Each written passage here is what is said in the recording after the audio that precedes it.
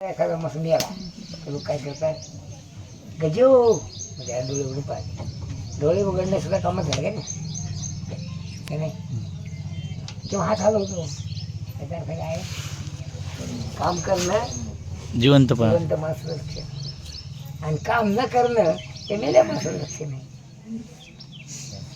काय व्यवहारात सुद्धा एखादं काम करत नसला तर पाटलासारखे लोक म्हणतात, त्याच्यात काय सांगताय, ते काही माणूस नाही तो, बैल निवड असं म्हणतात. हे नाही, हे काम कोण करतो, कोण करतो, जिवंत माणूस. बरोबर. आणि काम करणं जिवंत माणूस, काम न करणं मेल्या माणसाला. काम करणारा माणूस सर्व प्रकारच्या ऐश्वर्याने युक्त असतो. हां, आता काही लोकांची समज झाली, जो काम करायला लायक नाही त्याला महाराज म्हणतात. हे लोकांचं म्हणणं असं आहे, जो महाराज झाला तो प्रपंचाला नालायक आहे. मी आडगिरी जन्माला आला ना, लोक आमच्याकडे महाराज आमचे एक पोरगा तुमच्या लायक आहे का, असे म्हणून सोडू काय. म्हणजे त्याला तो वारगत झालेला असतो, असे म्हणून सोडला की लोकांचं म्हणणं असं आहे, जेवढे म्याड लोक असतात ते सगळे असं म्याड, निष्क्रिय, हरामी, कुचर, हे सगळे लोक असतात. ठीक आहे. आणि जे कर्तृत्ववान आहेत, जे हुशार होतं काय, तिनंच आमच्याकडे आणत कोणी का म्हणून आता या पोरं ठेवलं त्याला ठेवा ना. अहो महाराज तुझं लय कामाचं आहे. जे हरामी येतं, कुचर येतं, ते सगळे गिरायचं आमचे गुरु महाराज सांगतात. काय म्हणतात, ज्या लोकाला बायकोनं टाकून दिलं, व ज्या बायकाला नवऱ्याने टाकून दिलं, ते आमचे गिरायक. चांगलं कोणी ते इथे चांगलं कोणी, इथे चांगलं कोणी. जे हराव्याला पारिस कर काय कॅमेराला काय त्याला आशीर्वाद. पण ही भावना चुकीची आहे. अर्थात साधू संत भगवान ज्ञानेश्वर महाराज सांगतात काय, की काम करणं हे जिवंत माणसाचं लक्षण आहे. जो काम करतो तो माणूस आहे, जो काम करत नाही तो पशु नाही, दगड. कसं आहे, दगड. काही काही बुद्धिवान लोक दगडाकडून सुद्धा पैसे कमावतात. काय करतात, त्या चेन्नईला रामची गोष्ट आहे. त्याची आई त्याला एकदा म्हणली, काय गद आहे रे तू. नाही, गदामध्ये काय खराब माणूस असते का. अहो गदा पैसे देते.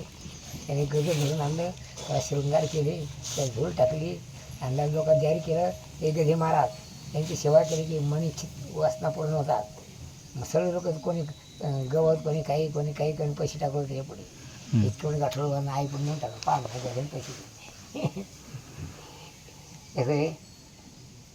असं तेव्हा जे उचित कर्म आहे, उचित म्हणजे वेदानं, शास्त्रानं, समाजानं तुम्हाला जे काम सांगितलं ते काम करणे किंवा आचरणे, ते काम तू करायचे. आणि मजार पावी चित्तवृत्ती, काय करायचं, चांगलं काम करायचं. कसं करायचं काम, हो. आता आम्ही पाहतो असं, पण सप्ताहात गेलं कोणत्या त्वचा काढा बरं, म्हणजे असे अहो असे कशाला महाराजाला द्यायचं पाहिजे.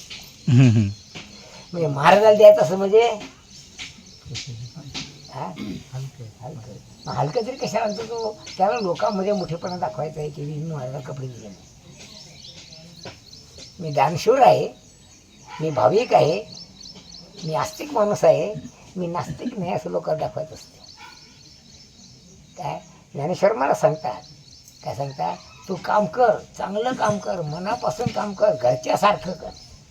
सारखं मनाचा अर्थ घरचं नाही, घरच्यासारखं कर आणि ते तू मला अर्पण कर. आणि हे कर्म मी करता काय, हे काम मी केलं असं लोकांना दाखवायचं नाही. आम्हाला काही काही लोक दिसतात काय, मी म्हणलो होतो की महाराज चांगले कपडे घ्यायचे, असेच नाही घ्यायचे. का महाराज तेच काय, याचा अर्थ काय, त्याचा कर्तृत्वाचा अहंकार गेलेला नाही. अर्थात कर्तृत्वाचा अहंकार आणि फळाची आशा या दोन गोष्टी प्रतिबंधक आहेत. कसे आहे का माझं म्हणणं कसं आहे, एकदा एक ठिकाणी मी गेलो ते पाय घ्या पडला मग का मला बोला वागतात तुम्ही नाही मी नाही वाटत. अहो तुझी दिंडीत असतो मी तू असतो दिंडीत पण ते यादी ठिकाणी दुसरे लोक असतात मी असं बसून आठववर मग काही माहीत नसते काय महाराज घरी ओळख बुडूया. अहो त्या दिवशी आपल्याकडे जेवण केलं या नाही काय म्हणतो याचा अर्थ काय आहे त्याला त्याचं वर्चस्व आपल्याला दाखवायचं आहे की माझ्या घरचं अन्न खायला मला ओळखत नाही. काय म्हणणं कसं आहे अर्थात त्याने दिलं थोडंसं देण्याबद्दल वाद नाही पण त्याचं कर्तृत्व त्याचा अभिमान त्यानं गुप्त ठेवला. कसं आहे म्हणून त्या गुरु महाराजांचं म्हणणं आहे असं जर कोण देत असला तर घेऊ नये त्याचं नाव जरा तुम्हाला घेऊ कारण त्याचं घेणं फार सळते. मला आमच्या कातंबडीने विचार सांगितला का तुम्ही आश्रमात त्या भागात चालले म्हणे हो त्या भागात लोक मोठे बदमाश आहेत मग कसं काय तू जा म्हणे पण एक नावा पैसा त्या भागात कोणाला मागू नका. काय म्हणे अनुभव असा आला आता खालचे लोक पैसे घेतात ना मग कोणी पुढे येते अशी काळी गेली असं बस उखळ अरे ते फुटेल ना मग तुपलं एकट्याचं असं काय मग आपला हिस्सा नाही काय काय म्हणतो म्हणजे त्याचं घेणं किती मागात पडले किती मागात पडले सांग म्हणून घेऊ नये असं मराठी एकदा तुमच्या कैल्यानं एक ट्यूबलाईट आणलं होतं आश्रमात आणि त्याचं नाव लिहून दिलं तर काय ते परत नाव काय राहुल कैलास राहुल कैलास मग मी काय ती पट्टी काढून फेकून घ्यायचं ते पोरं नको मारत काय अहो इथे ट्यूब दिली त्यांनी मग तू फेकून दिली मला काय याचा अर्थ काय ते पाटी लावणी याचा अर्थ काय अहंकार कशाचा कर्तृत्वाचा अहंकार. ज्ञानेश्वर महाराजचं म्हणणं आहे की तुम्ही करा पण मी केलं असं म्हणणं का हे कर्म मी करता का आचरण या अर्था ऐसा अभिमान झने चित्ता येऊ विरोधीशी जणी म्हणजे कदाचित असा अभिमान तुला होऊ दे नको कारण कर्तृत्वाचा अहंकार फळाची आशा ही प्रतिबंधक आहे. काय जसं चहा पिऊ नये मग चहा पिऊन काय होते अहो सगळे जग चहा पिते बरोबर आहे सगळे जग पिते पण ते लोक मूर्ख आहेत. मूर्ख कसे झालं ते फक्त गोडाच्या आशेनं चहा पितात ते काय बाकी त्याच विष आहे ते जाणतच नाही. अजून पण जे लोक चहा पितात ते चहाच पितात भाकरी खातच नाही कारण चहानं अन्न तुटते काय रे अर्थात त्यात काही विष आहे आणि ते विष काय करते त्याची शक्ती खर्च करते आहे म्हणून कर्तृत्वाचा अभिमान जने चित्ता येऊ देसी तो अभिमान निर्माण होऊ दे नको तो हा शरीर परा व्हावे. शरीर परा म्हणजे शरीर परायण जसं हरिभक्त परायण का नाही. हरिभक्त परायण म्हणजे काय हरिभक्ती हे ज्याचं परम आयन म्हणजे सर्वश्रेष्ठ स्थान आहे त्याला परायण म्हणतात आहे का नाही. भक्तिपरायण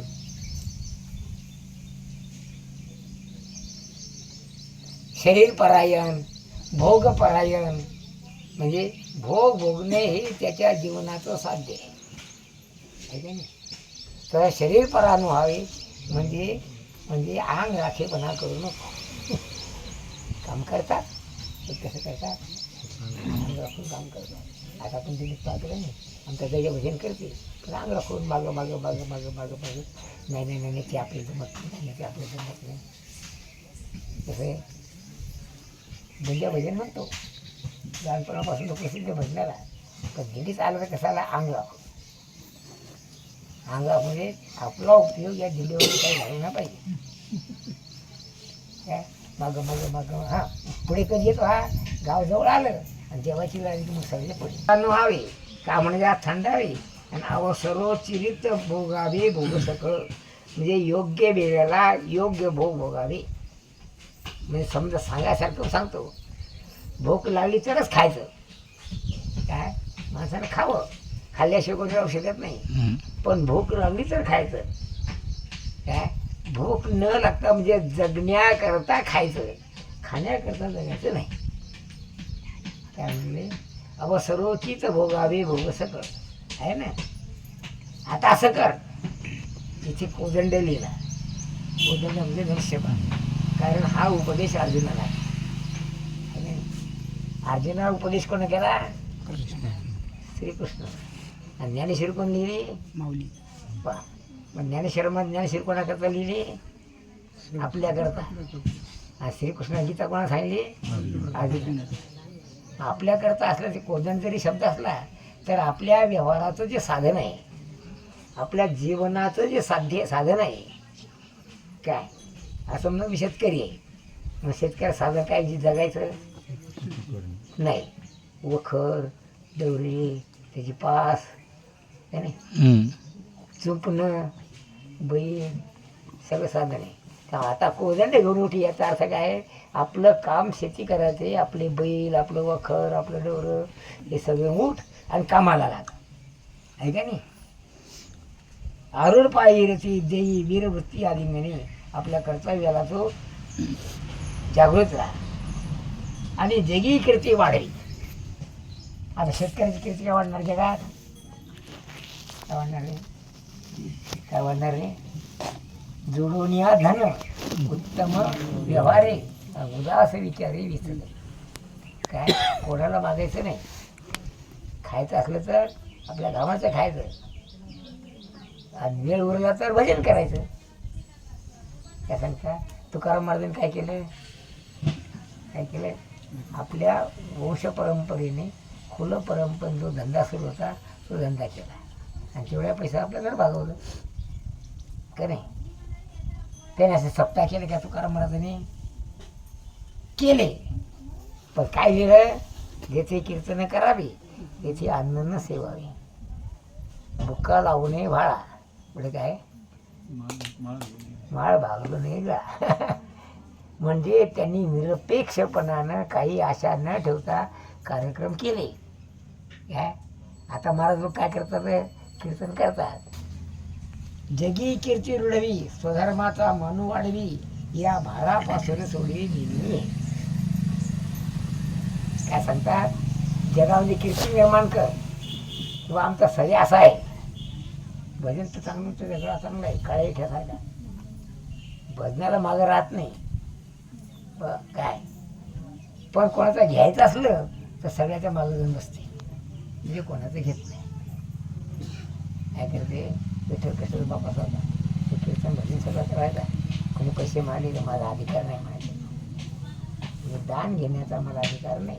दान आणि प्रतिग्रह हे आपलं काम नाही. काय म्हणायचं? स्वतःच्या पैशाने जायचा, पैसे नसले पायी जायचं. विचार इठ्यात नाही, पण इठ्यात तसं नाही. पण कसं आहे, कारण परमार्थ लोकांसाठी नाही, परमार्थ आपल्यासाठी आहे. आपल्यासाठी नाही, जीवाचा उद्धार होण्याकरता आहे. तेव्हा लोकाला कानस लावायची नाही. काय करायचं? आपलं शरीर झिजवायचं, लोकांना काही मागायचं नाही. आणि जगामध्ये कीर्ती अशी निर्माण कर. आणि काय कर? भारापासून सोडवी मेदिनी. मेदिनी म्हणजे पृथ्वी. त्याची कथा अशी आहे, फार जुन्या काळामध्ये एक विपश्चित नावाचा राजा होता. तर शरीर फार वाढलं होतं, खूप वाढलं होतं, आणि तो आकाशापर्यंत उंच वाढला होता. इंद्राला भेटायला गेला होता. मग तिथल्या लोकांनी त्या लुटून दिलं, खाली आपटला.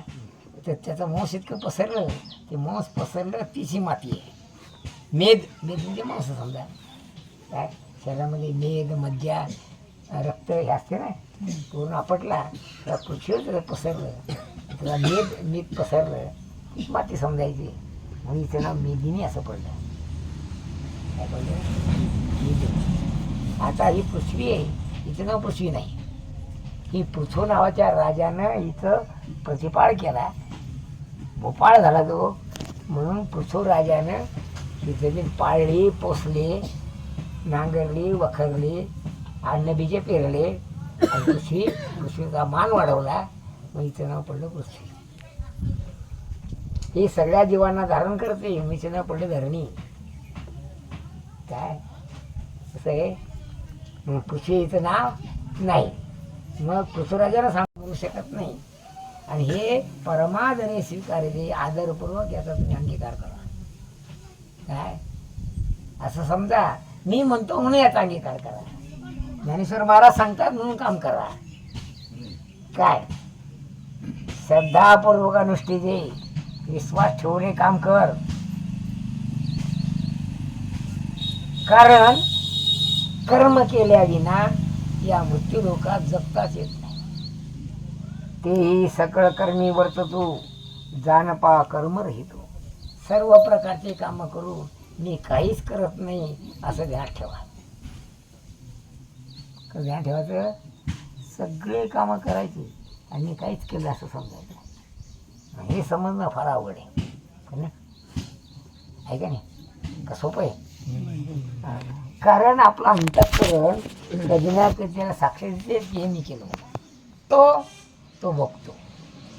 जो करत नाही तो भोगत नाही. आणि माणसं कंटाळे कशाला? भोगाला कंटाळे. कशाला कंटाळे? भयंकर भोग. भयंकर भेट झाली. त्याची आशा होती की आपलं पोरगं आश्रमात घेतलं नाही, मी की त्याने पोरगं ठेवलं नाही, मग ते पण शिबिर लागलं. त्याचा विश्वास पडले जरी भेट सहज विषय मला काय कसं काय ते म्हणजे महाराजाकडे घेऊन जाऊ. ते महाराज अरे बेमान ते महाराज म्हणजे कसं का ते आश्रमच आम्ही केला आणि आम्हाला जीव देत नाही. खूप खूप बोलला माझ्या विरोधात. बोलल्यानंतर मग सहज विश्वास पडतात म्हणे का महाराज पाटील माझं काही चुकलं काय? मग ते पाटील गमती तयार होता, त्यामुळे 100% चुकलं तुमचं. काय म्हणे माझी काय चूक आहे? ते असं तुम्ही केला ना? म्हणजे हो मीच केलं. मग तू केला ना, मग त्या महाराजाला कशाला केला? तू बसा म्हणजे जाऊ ऐका तुपली चूक. मग लक्षात ठेवा, आश्रम म्हणा देवस्थान म्हणा ते कोणात असते? कोणात असते? महाराज. तुमच्या दारात नळ लावला, त्या नळाला शोभा कशा नाही? हा गरम काय घरात घरात म्हणा दारात म्हणा तू नळ लावला, मग त्याला शोभा कशाने? पाणी पाण्यानं. आहे का? त्याचा आश्रमाला शोभा महाराजा नसते. संसारिक लोकाला आश्रमात बसणं किंवा देवावर बसणं हे निंदनीय आहे. जरा ठेवा. काय म्हणतात? म्हणतं सगळं संपलं तरी केशवर आश्रमात येत नाही. त्याचं कारण कसं? त्यांची मरील पण देवळावर नाही मरणार. स्पर्श आहे. जसे झाड आहे हिरवगार दिसते, चारच हिरवं त्याच याला पाण्याचा संबंध आहे का नाही? आणि चारच वाळलं त्याच याला पाणी नाही. तसंच ज्याचे अज्ञान आहे त्याचे याला ज्ञान आहे. म्हणून अज्ञानी माणसं जरी माणसं आम्ही अज्ञानी आहे, त्याचे अज्ञानी नाही, त्याच्या बुडात काय आहे? ज्ञान आहे का नाही? ज्ञाता तो करता, करता तो भोगता, असा नियम आहे.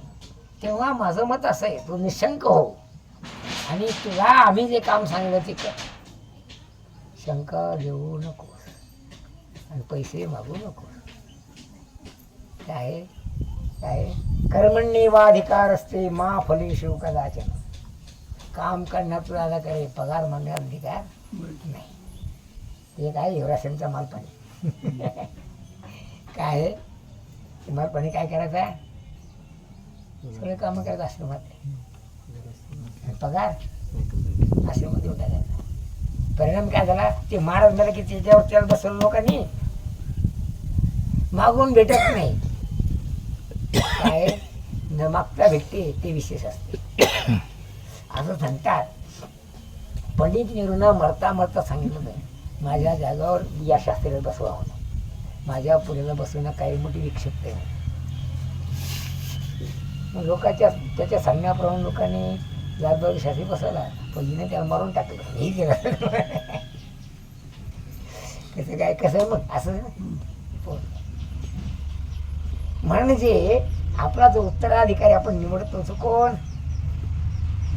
कोण कोण हा कोण कोण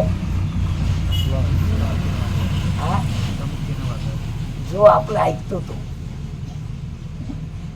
जो जो मी याच्या पुढे जन्मालो माझा इष्ट अधिकार असं म्हणतो त्याला काही भेटू नये, शहाण्या बापानं देऊ नये. सांग गोष्ट सांगतो तुम्हाला. या भारतात एक ययाती नावाचा राजा होता. त्याचं नाव काय? ययातीची प्रसिद्धी अतिविषयासक्त म्हणून आहे. महाभारतात ग्रंथात म्हणा कसे आहे अतिविषयासक्त ययातीची प्रसिद्धी. असं झालं, शुक्राचार्यांनी तपश्चर्या करून शिवशंकरापासून संजीवनी विद्या मागून घेतली. कशा करता का देव अमृतीच होते. काय तेव्हा दैवासुर संग्रामामध्ये आसुर मरायचे आणि देव अमृत केला ते मरत नव्हते. मग शुक्राचार्याने विचार केला किंवा आपले माणसं मारायला लागले. मग त्यांनी तपश्चर्या केली, नाही मागायला गेले. कोण कोण? इंद्र आणि शुक्राचार्य. आणि इंद्रा थोडासा गर्व होता. काय शिवशंकर कोणी जातीचा आहे? शिवशंकर कोणा जातीचा आहे? देव. देव, बरोबर आहे. इंद्र कोण आहे? आपल्या जातीचा आहे. आपल्या देही नसतो. हा गेला शुक्राचार्य इंद्रिया मागायला. दोघांनी मागली संजीवनी विद्या. आता शिवशंकर आले पंचाई कोणा नाही म्हणून कोण समजा रमेश पटला दिलं केशवराव रागवते तर महाराज जाती भेदे. ते रमेश पाटला दिलं मग काही नाही आम्ही मराठी असल्या कारणानं. मग तसं पाहत आमचं सगळं केशवराचेच मास आहे. हे आजच आले दिंडीत कधीच नाही आले. पण यांना अभिमान होता महाराज आपल्या जातीचे असं काय ना. मग तसं झालं इंद्राचं आणि शिवशंकराचं शुक्राचार्य. मग शिवशंकर म्हणे गड्या तू कशा आले? म्हणजे बा आम्ही संजीवनी विद्या मागायला. तेव्हा संजीवनी विद्या मी तुम्हाला देऊ शकतो पण ही काढते नाही, कारण तपश्चर्या केल्याविना मी कोणा काही देणार नाही. तुम्ही तपश्चर्या करा मी ते देईन. का देव विषय असत आमच्या जातीचे लोक आश्रमात राहत नाही. किती पर्यंत आपल्या आश्रमात माळ्याचे जिरे माळ्याचे 3-4. हा हे काही नाही ना रे.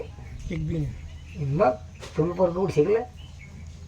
मग जेवायला पुढे पुढे आमचा आश्रम कसं आहे कसं असं नाही. आमचा काय गडई बसतं तिकडे पोतीत कसं बसतात असं गड्डई आहे. या जेवायची अक्कल काय बसायची अक्कल. आमच्या आश्रमात जिरीमाळी पोरच नाही कोणाचे तर सगळं मराठीचे पोरं. मग समजा असं जरा मी मेल्यानंतर एखादं मराठी पोरगं ठेवलं यानं दुखाचं काय काम आहे? दुखाचं काय काम आहे काय नाही.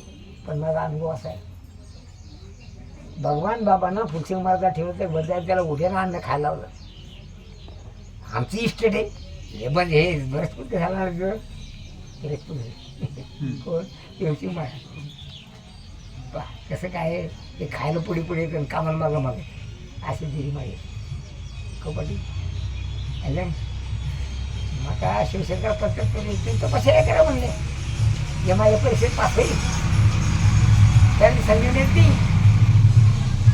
आमच्या जाती एक महाराज आहे पळसे महाराज. त्या ते माझ्याकडे हो म्हणे महाराज हे किती रुपयाची दिसते तू कर पैसे ते मला 2-4 कोटी दिसते. हो मग तुम्ही मेला सपोर्ट राहील मला मी ते विचार करायला उडवला. मी म्हणलं मग तुम्ही असं करा म्हणे मला देऊन टाका ना. पण त्याबद्दल माझा वाद नाही म्हणलं. पण जो माझ्या परीक्षेत पास होईल त्याला मी देईन. म्हणजे माझी परीक्षा घ्या म्हणजे राहायचं आश्रमात काय का मी तो म्हणे ये पहिलं काम आहे फक्त त्या नाल्यातले लाकडं सोडायचे आणि फोडायचे आणि चालून टाकायचे. अरे बापरे म्हणजे मग कसं काय तर मग फुकट काय मी माझ्या गुरुच्या घरी जे शिकलो ते असंच करून शिकलो काय ना आपण. हां विचार अवकाळ बघा किती विहिरी खोदली आपण. हां 3 विहिरी खोदली. एक आश्रमातली एक बाहेरची एक शेतातली आहे का. पाहिजे सगळ्या कामामध्ये सगळं अवघड काम कोणतं आहे? विहीर असो काय बदमाशा विहीर खोदली की तू पैसे. आता गंमत अशी आहे हे जे जातीचे लोक असतात ना म्हणजे बदमाश असतात ते काम करत नाही तर दुसऱ्याला खाऊ देत नाही. काय करतात दिवशी मला तसं केलं नाही वगैरे नाही काय काम करत नाही तर दुसऱ्याला खाऊ देत नाही. मग शुक्राचार्यानं तपस्या करायला सुरुवात केली.